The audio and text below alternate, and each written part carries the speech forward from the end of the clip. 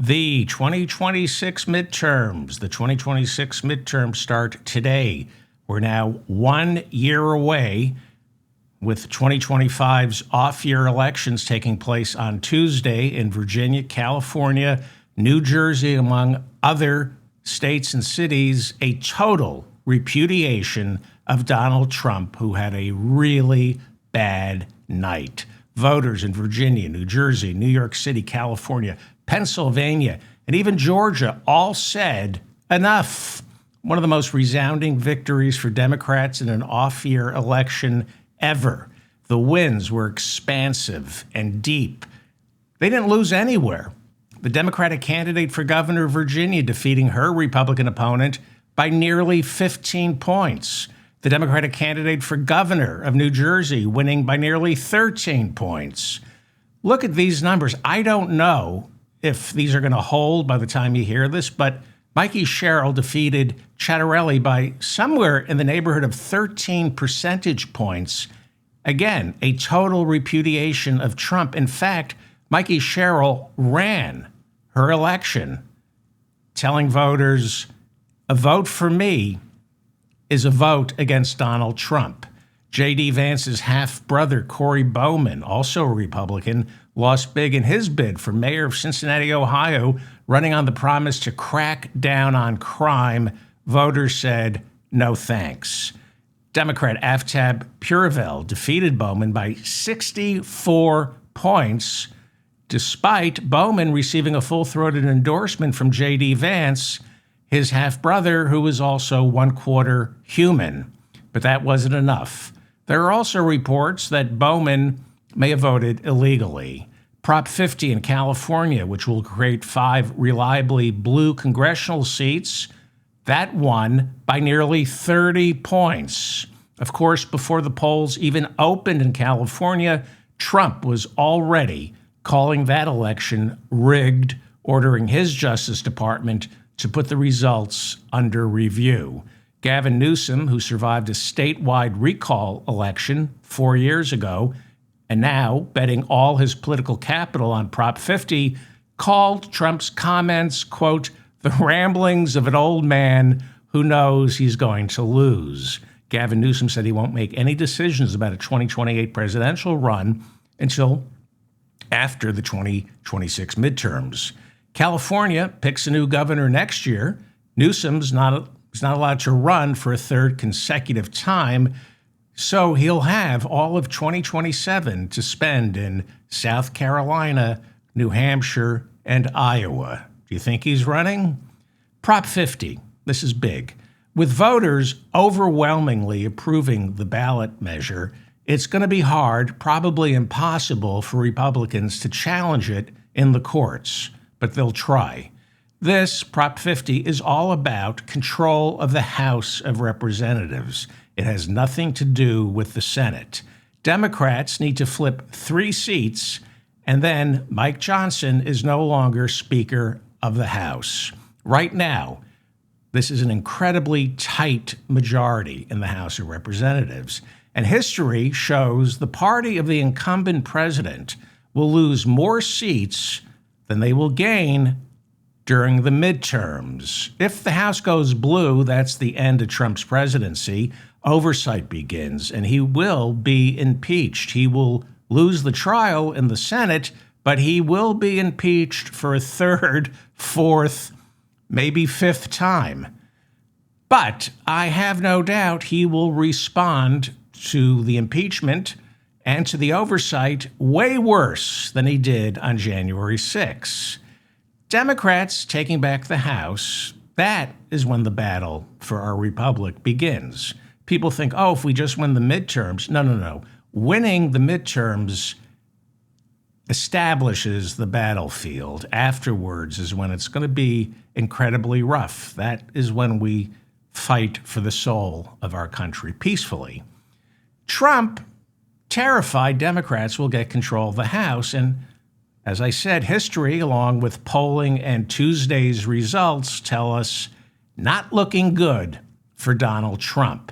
It's why Texas carved out 5 newly reliably red congressional seats, new reliable congressional seats, So Prop 50 is the response to Texas carving out those red congressional seats. The idea behind Prop 50 is to carve out 5 new reliably blue California congressional seats. That supposedly would cancel out the 5 new reliably red congressional seats that Republicans in Texas just created. Theoretically, with the passage of Prop 50, we're back to Democrats just needing to flip 3 seats. But North Carolina just created 1 new red seat. Ohio just created 2 new red seats. Missouri created 1 new red seat, which means Democrats theoretically now need to flip 7 seats to gain control of the House of Representatives. Indiana's governor is trying to create a red seat, although the Republican-controlled Senate there has signaled the votes for that just aren't there. Louisiana and Florida are also planning to carve out more red seats, whereas the Democrats are planning to carve out blue seats in Illinois and New York. Those are 2 big states, so they're capable of creating more than just 1 seat each, and Maryland is also planning to create a reliably blue congressional seat. Virginia has begun work on a new map to carve out 1 or 2 reliably blue seats. And now, with Democrats having the trifecta in Virginia, holding both chambers of the legislative branch and the governor's office, they have a better chance of pushing it through. I don't know if the courts in Virginia will allow it. We'll see. So this redistricting, the going tit for tat, you create a red seat, I'm going to create a blue seat, that works when the country is evenly split and when politics is a game of inches. If Democrats, however, maintain this momentum, if Donald Trump continues to be Donald Trump, the Democrats are winning back the House of Representatives no matter how many red congressional seats Republicans conjure out of thin air. I'm David Feldman. This is the Mop-Up. Thank you for finding me. Please like this episode, share it, and subscribe to this channel as well as my newsletter. Tuesday night's massacre began early in Virginia with Democrats flipping the governor's seat blue. Democrats also flipped the lieutenant governor's seat blue and elected a Democrat to serve as Attorney General of Virginia. Virginia is now what they call a trifecta, where the Democrats control the governor's office in both houses of their legislative branch. This now makes it a certainty Democrats in Virginia will try to carve out 2, possibly 3 reliably blue congressional seats in the lead up to the midterms, although, as I said earlier, I'm not certain Virginia's Supreme Court will approve that. All 100 seats in Virginia's House of Delegates were up for election. At least 13 MAGA Republicans lost their seats in Virginia's House of Delegates. Democrats expanded the majority from 51 to 49 to at least 64 to 36. This is a blowout. Former Democratic Congresswoman and CIA officer Abigail Spanberger became the first female elected to serve as governor of Virginia, defeating her Republican challenger, Lieutenant Governor Winsome Earl Sears. Noticeably absent from this campaign was Donald Trump, who failed to endorse the lieutenant governor of Virginia, going so far as to ignore her presence at a ceremony in Norfolk, Virginia, celebrating the 250th anniversary of the United States Navy. Why? Why didn't he campaign for the Republican lieutenant governor of Virginia? Well, she, back in 2022, called Trump a liability for the GOP. She urged him not to run again in 2024. That may be the reason he didn't endorse her, or perhaps she happens to be everything Donald Trump fears, a black woman. Virginia is considered by many to be the first report card on a new president. It's an off-year election every 4 years. It comes exactly 9 months after a president starts either his first or second term. Unlike New Jersey, every Virginia governor's race is a reset, a clean test, because term limits forbid a governor from holding 2 consecutive terms. Virginia's race for governor is never contaminated by the power of incumbency. Both parties in Virginia start at 0, which is why it's one of the most reliable leading indicators of where voters are at, what they think of Democrats and Republicans. It is considered a pretty accurate snapshot of the moment, not of future outcomes. It tells us where voters are now. Making Virginia even more of a bellwether is it straddles the North-South geographic divide, and over the years it has swung from red to blue, at least when it comes to state and local politics. On a national level, it has been reliably blue when it comes to electing presidents or sending senators to Washington, but even those elections are close. Well, after Virginia fell on Tuesday night, we heard Pennsylvania reelected 3 Democrats to sit on its Supreme Court, keeping the 5-2 Democratic advantage on the state Supreme Court of Pennsylvania. This is something that's important, and it'll come in handy, especially when it comes to protecting abortion rights, and come 2028, when there's a presidential election and Republicans cry voter fraud in the important swing state of Pennsylvania. If you remember, Pennsylvania was one of the key battleground states. Trump lost in 2020. Giuliani challenged the results. He was rebuffed by the democratically controlled state Supreme Court. They appealed. The Supreme Court of the United States wouldn't even hear the case. Heading into Election Day, the polls showed Virginia and Pennsylvania to be easy wins for the Democrats. But the pollsters were not so certain about New Jersey's governor's race. New Jersey is a reliably blue state when it comes to presidential elections or sending senators to Washington, but it does occasionally elect Republicans for governor like Chris Christie and Christie Todd Whitman. So if you're a Republican and you want to get elected governor of New Jersey, you need to put a Christ in your name. Chris Christie, Christie Todd Whitman, that's it. Well, Democratic Governor Phil Murphy was term limited out of office, but New Jersey stayed blue Tuesday night in a governor's race that seemed to be moving into the toss-up column just hours before Election Day. This wasn't just a great night for Democrats. It was also a great night for pollsters. I know a lot of my listeners complain. They say, don't pay attention to the polls, David. And I tell them they're wrong, because politicians pay attention to polls and they stake out their positions based on those polls. If you're not reading polls and following donations, who's donating to these candidates, you don't know the why. 3 things move a politician: polls, donors, and last and least, what constituents have to say. The pollsters got it right. They might have been overly cautious. I need to take a closer look, and I may be wrong here, but this was a mini blue wave, and I don't think pollsters were willing to predict victories of this magnitude.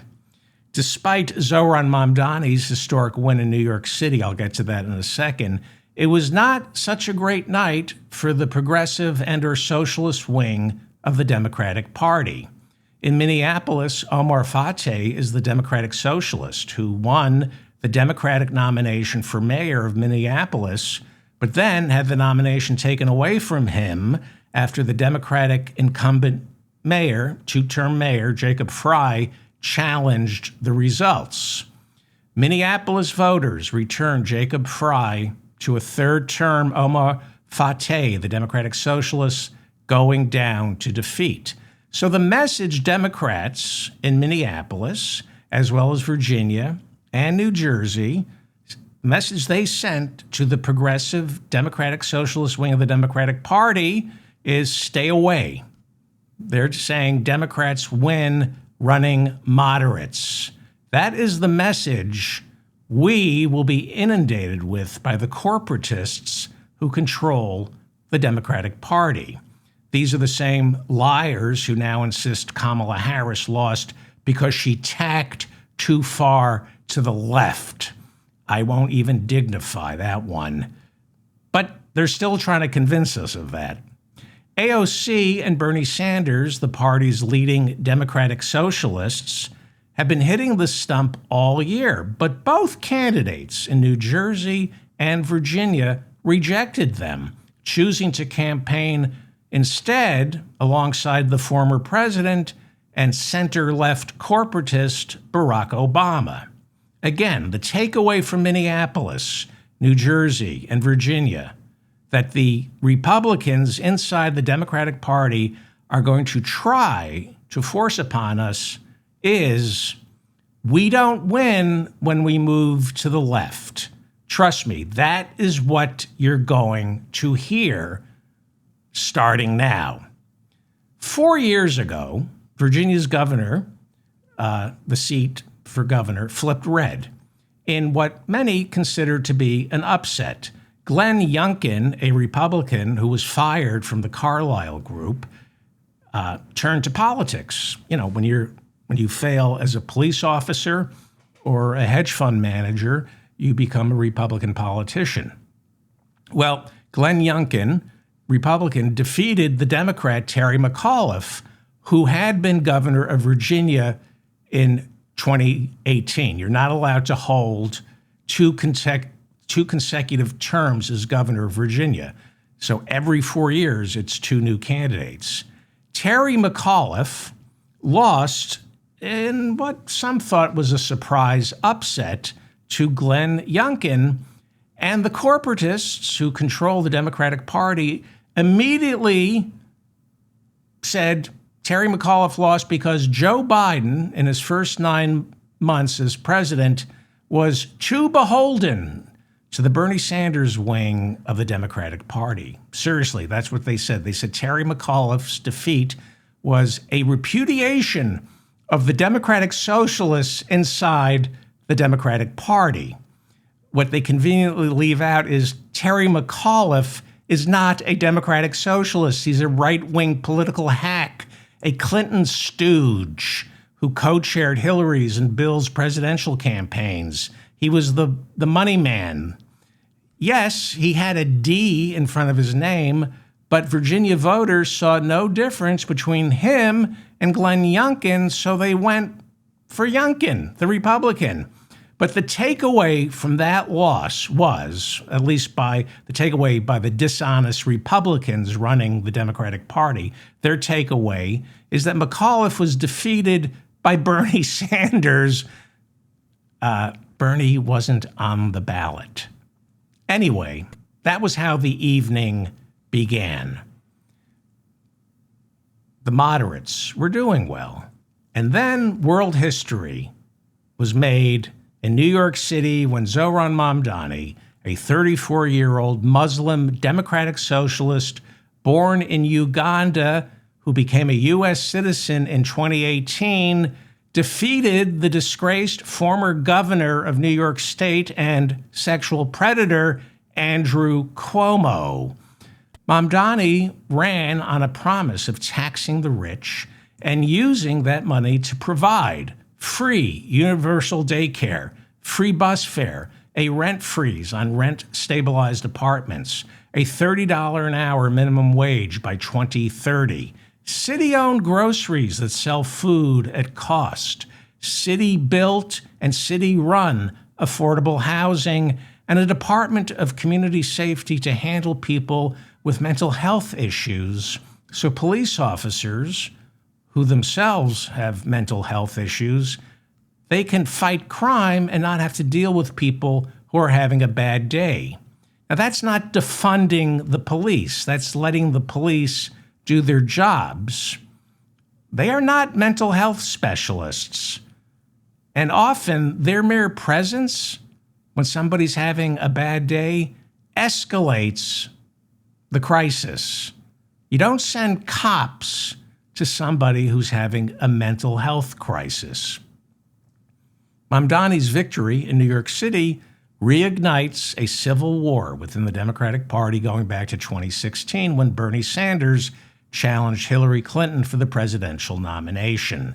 So while Virginia, Minneapolis, and New Jersey on Tuesday said to Democrats, take baby steps, nominate Democratic centrists, New York City said go big or go home, and Mamdani won big, defeating Andrew Cuomo by nearly 10 percentage points. The polls got this race right. The New York Times reporting 2 million New Yorkers voted Tuesday. That's the largest turnout since 1969. Mamdani didn't run as someone who identifies as a democratic socialist. He ran as a real democratic socialist, promising things like a rent freeze, a wealth tax, free bus fare, city-owned groceries that sell food at cost, free universal daycare, city-built and city-run affordable housing, a $30 minimum wage by 2030, and help for the police by creating a new department that assists people who are having mental health issues that are only exacerbated when a cop shows up with a gun, a taser, and terminal hemorrhoids. You win when you make promises. Trump made promises, mass deportations. He promised vengeance, retribution, tax cuts, and a war on woke. Yeah, Trump is a personality cult, but he made promises. Unfortunately, he's trying to keep them. Mamdani won Tuesday night because he made promises. Will he deliver on them? Well, let me tell you something about promises. Promises define you. Promises are what you believe in. It tells voters what and who you are and what you're for. No politician can keep all their promises, but they can get up every day and try. And voters are forgiving. They know what Mamdani or Trump is up against. When you make promises, your base roots for you to succeed, forgives you when you don't. So my question for Gavin Newsom is, what are you promising me? I love the way Gavin Newsom stands up to Trump, but what's in it for me? Owning Trump on Twitter doesn't cut it for me. I can watch Jon Stewart do that. I want you to give us Medicare for all. Now, believe it or not, there was actually a time when Democratic presidential candidates ran with actual promises and plans instead of doing what they do now, which is tell us to expect nothing and be surprised if anything comes our way. Most Democrats stopped promising things.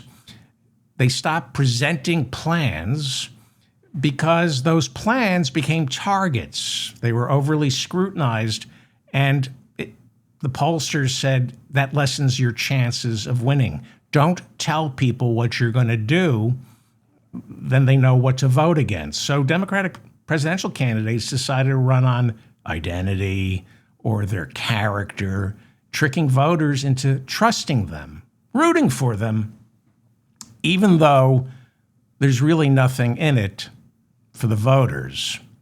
Well, Time magazine counted 20 billionaires desperately writing checks to Andrew Cuomo's campaign in the days leading up to Tuesday's election, hoping to stop Mamdani. Trump, who may or may not be a billionaire, threw his support behind Andrew Cuomo, saying compared to Mamdani, voters really had no choice. Trump threatened to have Mamdani arrested, get his citizenship revoked, and even withhold federal funding for New York City if voters elect him. Calling Mamdani a Jew hater, Trump on Election Day called any Jew who votes for him stupid. In his victory speech, Mamdani said, quote, "This is not only how we stop Trump, it's how we stop the next one." He went on to say, "So, Donald Trump, I know you're watching. I have 4 words for you. Turn the volume up, Donald."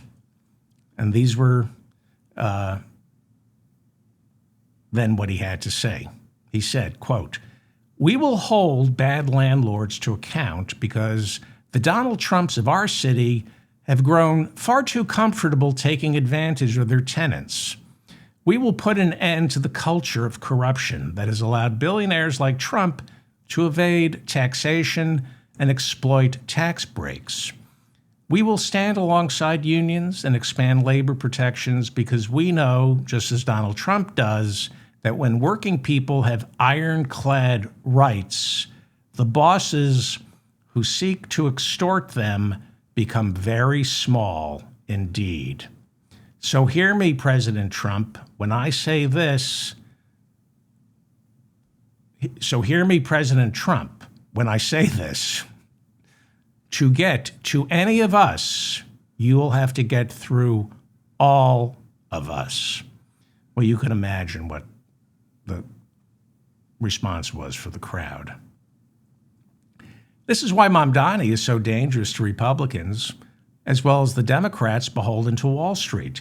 They are hoping right now Mamdani fails, especially in the lead up to the midterms. The last thing centrists in the Democratic Party or anyone manipulating MAGA world wants is New York to thrive with a self-avowed socialist at the wheel. They will do everything to prove the lie that socialism fails wherever it's tried. Yeah, ask the Nordic countries if that's true. Ask America in the 1950s if that's true. New York is the financial capital of the world. I'm not naive. I'm stupid, but I'm not naive. New York City isn't waking up the day after Mamdani is sworn in and suddenly we're all going to squeeze into Mao suits. What we are finally going to have with Mamdani, however, is a much-needed dialectic. We're finally going to hear the other side of the argument. We're finally going to be reminded that food, shelter, education, healthcare, physical, economic, and emotional safety are human rights, because not everything should be commodified. And by the way, Wall Street is beginning to soften on Mamdani. Turns out free daycare, free bus fare, affordable housing, and cheaper food, that's a corporate subsidy. When workers are fed, housed, and when they're less stressed out, they're better at their jobs. Which is why whenever I talk to a Republican, the first thing I always say is, why are you against Medicare for all? Wouldn't you sleep better knowing those rent boys you hire are free from infection? I'm hoping Mamdani will usher in a new generation of Democrats committed to good government who see it as our only salvation, a generation that recognizes endless consumption to feed corporate America's insatiable maw only leads to destruction of our species. I'm hoping Mamdani reminds Democrats that hyper-individualism is a death sentence, and community, caring for and about others, is the reward. Trust me, most of you know I'm a malignant narcissist who only cares about himself. Being that way has never made me happy. My only joy comes from being with and helping others. That is what Darwin would call an evolutionary imperative. The fact that we find happiness primarily from being with and helping others is what Darwin called an evolutionary imperative. All humans at their core possess a fundamental craving to survive and reproduce. And maybe you haven't noticed, but you can't accomplish those two things on your own, especially reproduction. Believe me, I tried that before I lost my virginity. In order to reproduce, you need somebody else, and you can't survive on your own. But Republicans have rewired some of our brains, convincing some of us it's all about personal responsibility. Just take care of yourself. Right now, Trump is planning to get rid of FEMA. When there's an emergency, he says it's up to the states to take care of themselves. And the red states are saying, well, we're going to leave it up to the cities. And the cities are going to say, well, just leave it up to the individuals. You're on your own. Get a gun, stockpile your freezer, and protect what's yours. But that is a death sentence, not just for society. It's a death sentence for the people who believe this. Solitary confinement is torture. People who run a prison don't have to beat or starve an inmate. They just need to put them alone in a jail cell. Now, most Americans don't understand this. They don't get how horrible solitary confinement is until they've experienced it. Try to imagine getting stuck in an elevator for days, an elevator with a toilet and food slip through the door. Maybe, if you're lucky, there's a window. Imagine the panic attacks. It's torture because being alone is hell. We need others. Nobody makes it on their own. Now, there are other animals who can be alone. Humans can't handle it. It's our innate nature. We're a communal species. The National Center for Health Statistics came out with a study on what is called solitary birth. This is where women, either by accident or some by choice, end up squeezing out a baby with no doctor, no midwife, nobody. They do it all by themselves. Just the mother, the fetus, who then becomes a baby. So I have some stats. They're from 2004. In 2004, there were 4.1 million fetuses that transitioned into babies. Of those 4.1 million transitions, 0.17% of those babies were born solo. The mothers just gave birth with just by themselves. Well, why so few? Because women, the nature of their woohoos, they need help to conceive, and they need help to conceive, and they need help to let the baby out.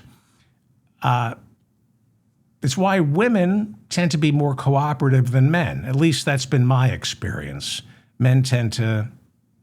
Some men tend to be loners, but women innately, biologically understand without others, you're going to die. So we know everything Mike Johnson wants, from cutting food stamps and Medicaid to rounding up migrants, goes against not just the teachings of Jesus, but the teachings of Darwin. It's really quite remarkable, the amount of hypocrisy and cognitive dissonance going on inside that tiny brain of his. So people like Mike Johnson don't want evolution taught in our schools because he thinks the Earth is 5,000 years old. He thinks man didn't evolve from apes and we walk the Earth with dinosaurs. But when it comes to slashing assistance to the poor and the needy, well, it's survival of the fittest, which is one of the core tenets of evolution, which he doesn't want taught in our schools. The people, like Mike Johnson, who oppose Darwin, are the biggest practitioners of social Darwinism. Now, I know Darwin didn't coin the phrase survival of the fittest. Spencer did, I think. Right? Spencer, Lady Di? Diana? Didn't? Or maybe it was Herbert Spencer, the 19th century philosopher. I always get the two confused.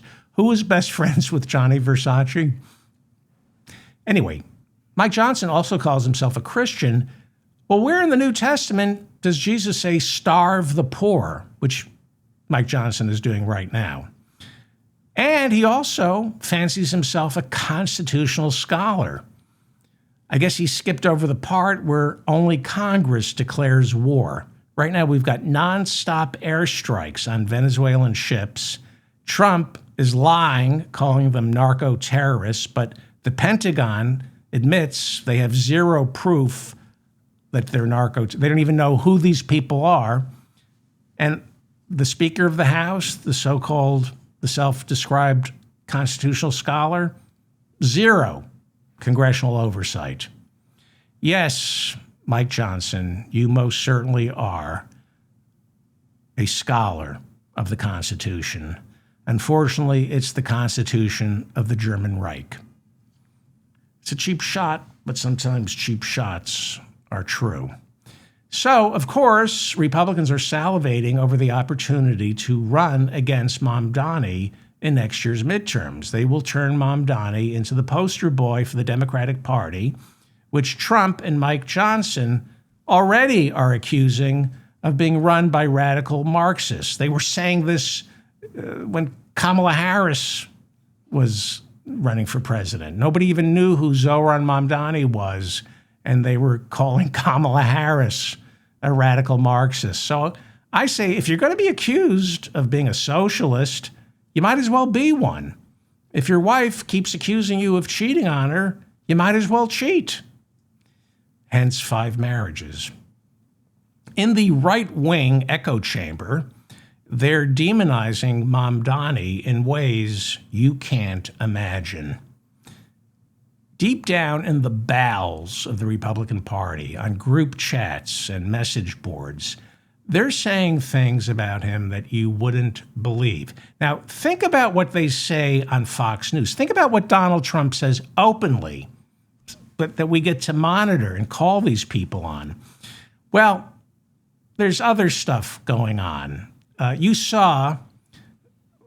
read what the young Republicans put into writing in their group chats. This stuff is even worse. You can't imagine the lies, bigotry, and racism even further down the pecking order when these people, we'll call them that, think it's just them. It breeds not just a valorization of Hitler, it celebrates and then creates more stupidity. I'll give you an example, and I wish I were making this up, but it's true. Kentucky's Secretary of State, Michael Adams, is a Republican. He had to announce the night before Election Day, I wish I were making this up. He had to make an announcement because his office, he's the Secretary of State, they control elections in Kentucky, his office was flooded with calls from angry Kentucky Republicans demanding to know why there were no polling precincts open on Tuesday for them to vote against Zohran Mamdani for mayor of New York City. Google this. I wish I were making this up. Again, Adams, Secretary of State of Kentucky, Republican, he took to social media and said, quote, "We're getting calls about polls being closed. They are closed because we do not have elections today. Kentucky votes next year. You cannot vote today in Kentucky for the mayor of New York City. Sorry." He then wrote, "Have I mentioned my repeated call for civic education?" Well, if Kentucky Secretary of State Michael Adams is watching, I want to remind you that you're a Republican, And all those people in Kentucky calling, itching to vote against Zohran Mamdani, they vote for you. You claim you're for civic education. Well, if there were any, you'd be out of a job. So be prepared for stories next year about New York City's rising crime and inflation. You're going to be inundated with stories about poverty in New York and income inequality. Every problem that existed for decades in New York City, especially income inequality, homelessness, affordable housing, problems Republicans ignored because they couldn't care less. Suddenly, these problems will be amplified on Fox News the second Mamdani is sworn in. Fox News and Republicans will suddenly care about the working poor, the homeless, and then they will lie. They will distort numbers to make it look like all these problems suddenly materialized out of thin air the second Zohran Mamdani moved into Gracie Mansion. You saw it last year, Trump talking about rising crime under the Biden administration when it was at a 60-year low. Well, just to rub some salt in Donald Trump's wounds from Tuesday night, Alvin Bragg Jr., who successfully brought criminal charges against Donald Trump last year, making our president a convicted felon, well, Alvin Bragg easily won re-election Tuesday night as Manhattan District Attorney. It didn't help Republicans on Election Day when voters woke up to news that Donald Trump announced he would ignore a judge's order by refusing to release emergency funds to get food stamps out to the more than 42 million Americans who depend on this monthly stipend in order not to go hungry. Trump was all over the map on this. First, he said there would be a partial restoration of food stamps. Then he said the program is riddled with waste, so nobody's getting food stamps. Then they are getting food stamps. By Election Day, nobody knew when and if food stamps were going to be delivered. Not a good look for Republicans on Election Day, especially with a majority of Americans blaming Republicans for the shutdown. That's according to all the polls. Braid into this, inflation getting worse, consumer sentiment the lowest in 40 years, ICE agents literally stealing people off the streets, illegal airstrikes on Venezuelan boats, with Trump's own Pentagon admitting they have no idea who was on them, massive cuts to Medicaid, soaring health care premiums for 2026 while Republicans refuse to budge on those massive cuts in Obamacare subsidies, those cuts that were stuffed into one big, beautiful bill. With all of this unfolding in the lead up to Election Day, voters couldn't help but remember two things they forgot on Election Day 2024. One, elections have consequences. Two, Donald Trump is a dangerous imbecile. So the midterms begin in earnest right now, and they are going to be a referendum on Donald Trump. I'm going to be cautiously optimistic, but we had a great night Tuesday.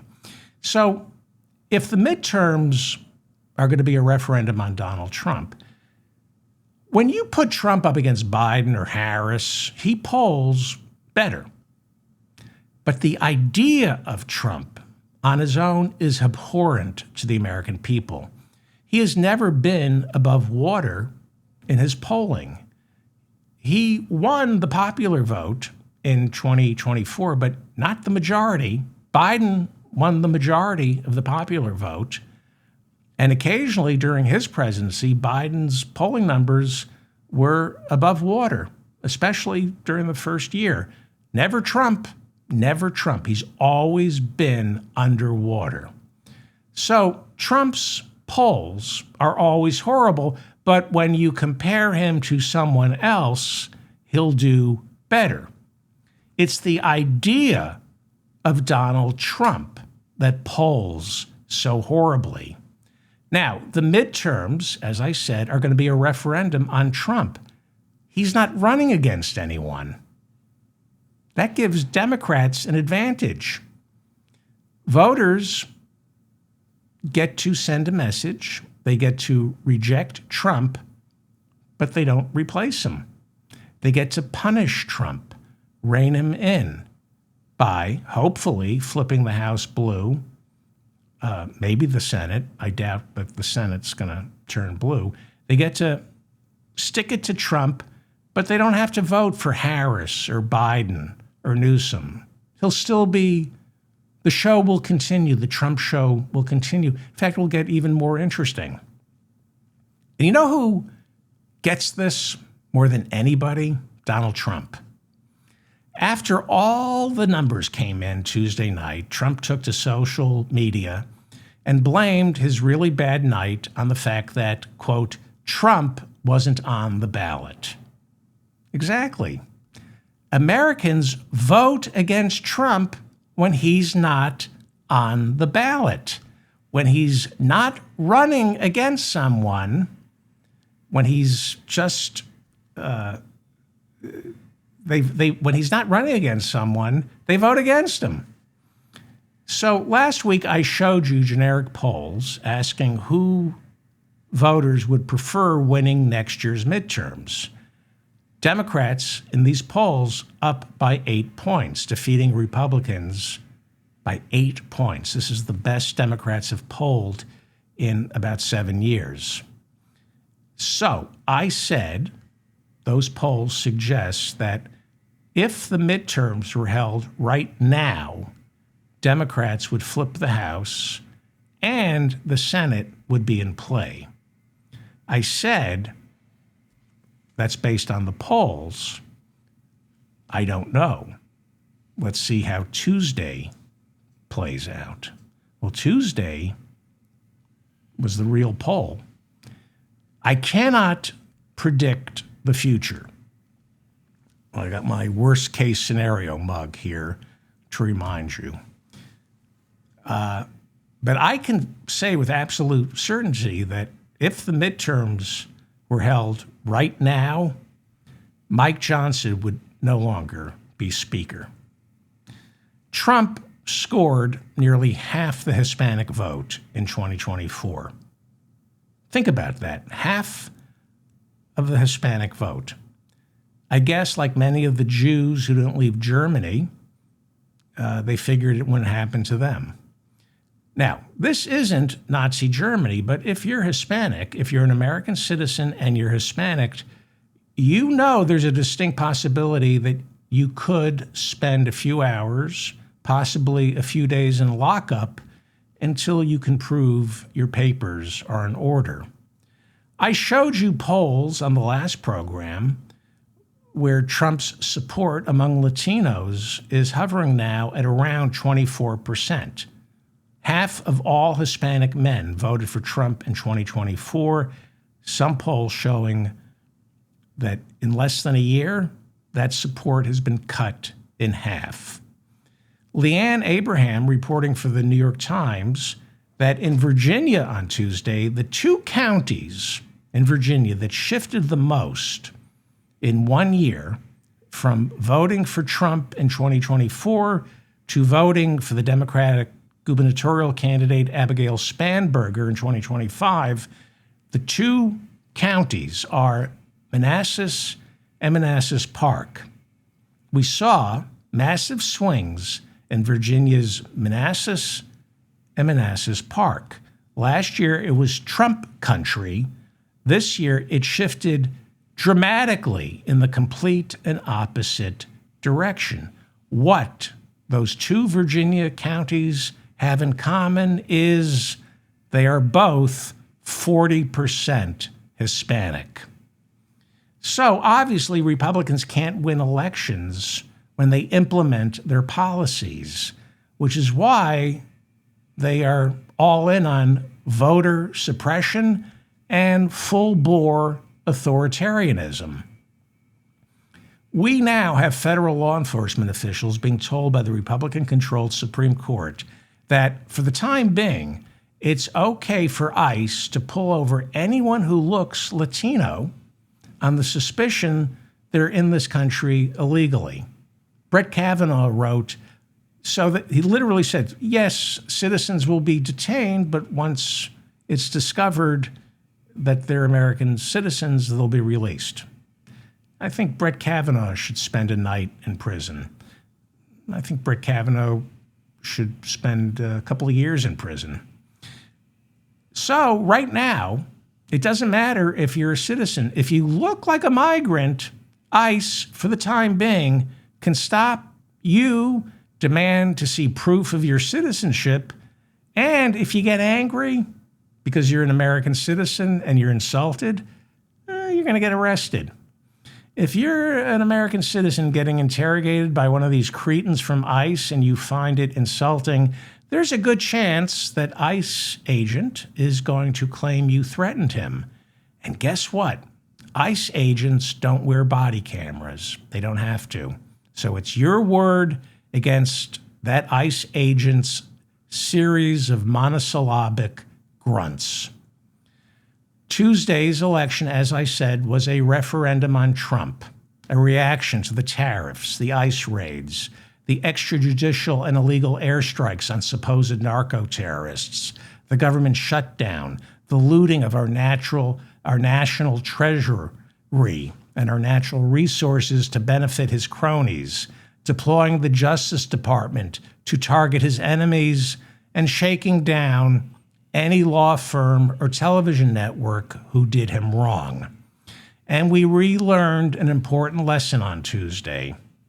The more you just let Trump be Trump, the worse he does. Trump will not learn from this.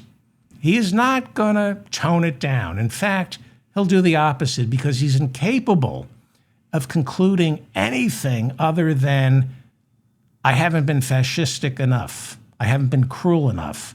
I haven't been menacing enough. The problem Donald Trump is about to run up against is Republicans in Washington now remember Donald Trump is a political liability. All the trend lines are now pointing to a lot of Republicans out of a job a year from now. Now, look, maybe the Republicans keep the House, they keep the Senate. But midterms are won state by state, district by district, and there are enough Republicans in toss-up districts who are thinking, maybe my Republican colleagues are coming back, but I may not. Trump isn't going to change. However, you will see some Republicans, especially members of the House in purple districts or in tough races for the Senate, actually grow a spine. I'm David Feldman, reminding you to stay strong and protect the weak. Thank you so much for listening. Please share this episode, hit the like button. Please subscribe to my newsletter, this channel, hit the notification bell. Thank you to Bob and Mila, who keep the comments civil in the chat room. Leave a comment. If I made any mistakes, I correct them. I read all your comments. Follow me. I never plug my social media. Follow me on Blue Sky. Follow me on Facebook, wherever. Thank you. We had a good Tuesday. Enjoy it. Enjoy it.